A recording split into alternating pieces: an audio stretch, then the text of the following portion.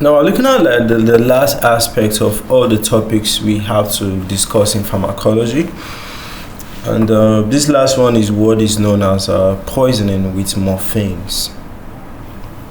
So if you get poisoned with morphines, what are the different ways in which this could occur?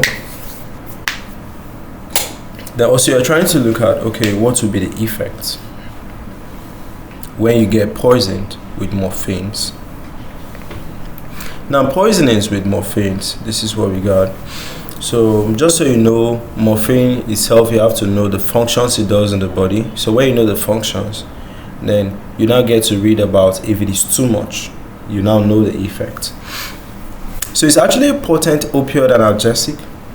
Okay, so when you get poisoned or when you take it overdose, it can occur due to maybe you are using it for too long, or accidentally you ingested it, or you purposely try to abuse it. So it's a medical emergency, right? So causes and risk factor, it could be overdose, intentional or accidental. It could be drug interactions. So sometimes you took morphine with some other drugs that it could react with. It could be renal or hepatic impairment. It could be opioid naive patient. So symptoms is CNS depression, you are drowsy, stupor, coma. Respiratory depression, your pupils are actually becoming, dilated. On the cardiovascular side, you have bradycardia, hypotension.